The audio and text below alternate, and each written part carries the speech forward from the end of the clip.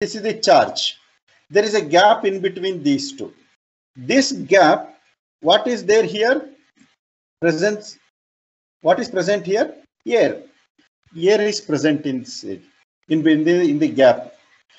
So air is also a dielectric material, dielectric substance. Okay. What is dielectric means? It is basically an insulating material. Dielectric, it is basically insulating character. But what happens if you keep on increasing the applied voltage? If you keep on increasing the applied voltage through this conductor, then what happens? At certain voltage, higher voltages, this dielectric will break down. Dielectric will break down. Up to that voltage, this material, this substance was acting as an insulator, which was not allowing the current to flow from this point to this material. Circuit was broken completely because insulator was present here. When the voltage in this line, it was increased beyond certain level, then this non-conducting materials or substance breaks down so that it allows the current to pass or to discharge. So then what happens? The arc is produced. Arc means jumping of electrons, because there is no conducting material here. There is no conductor, copper or aluminum or any other material connected from here to here. There is no materials like that. So because of that, what happens? Our electrons jump from this tip to this material. From here to here, the electrons jumps at higher velocity. So this is called arc. What is arc means? Due to breakdown of the dielectric substance, then it allows the electric charge or electrons to jump from electrode to the charge material. Then at with high intensity and high velocity, the heat is generated here. The very large amount of heat is generated. In that heat, the metal, the charge, which is in the solid shape or solid form, are converted into liquid form or molten metal. So therefore, here these are the electrodes. Basically, the arc is produced by maintaining the gap. If there is no gap maintained, if there is narrow gap, then also very small gap.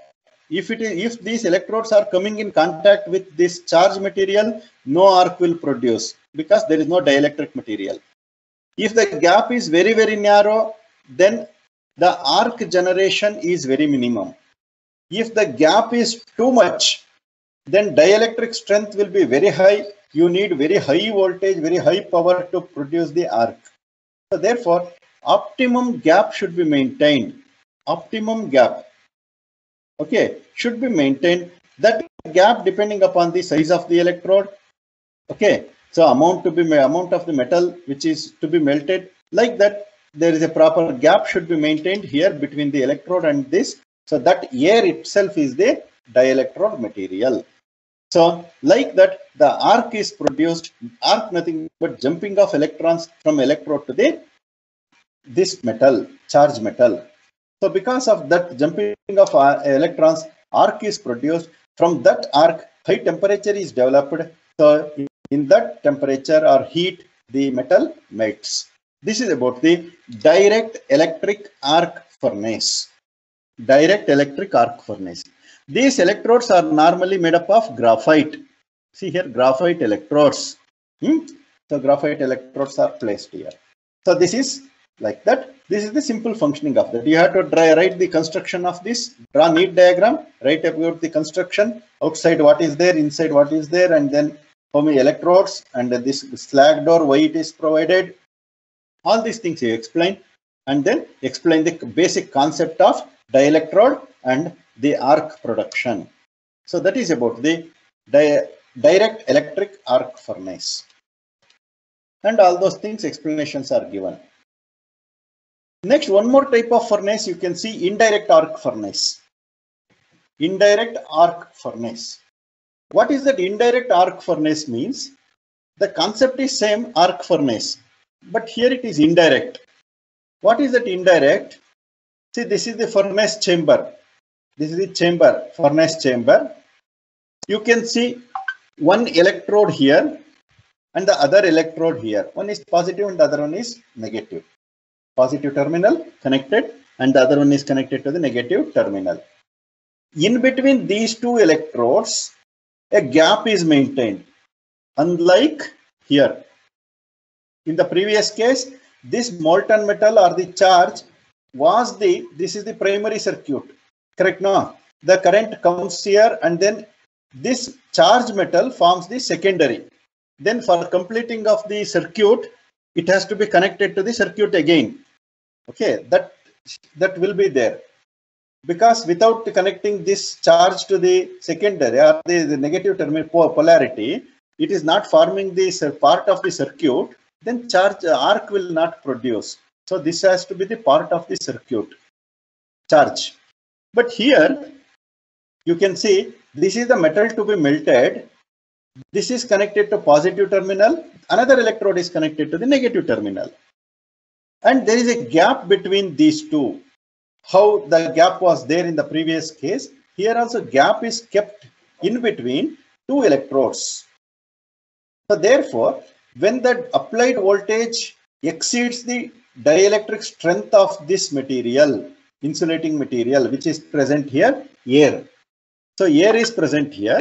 So when the applied voltage exceeds the dielectric strength of this material, then the arc is produced. Arc nothing but jumping of electrons from one electrode to another electrode, positive to negative. The jumping of electrons takes place. That is called as arc. Then this conducts electricity. This gap conducts electricity. So during this time, when the arc is produced, then what is happening? The high intensity heat is produced inside. High intensity heat is produced.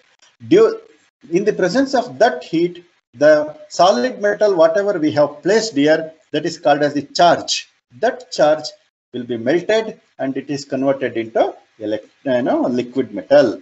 Like that, this is the indirect electric arc furnace. So direct electric arc furnace, indirect electric arc furnace. In the direct electric arc furnace, you can see this charge will be the part of the circuit, and here this charge is not the part of circuit because the arc is produced between two electrodes. That is why. That is the major difference between these two type of furnaces. These are all different types of furnaces we have explained until now. Small furnaces like electrical indirect furnace, electrical direct furnace, direct arc furnace, and resistance furnace, induction furnace. These are all electrical furnaces.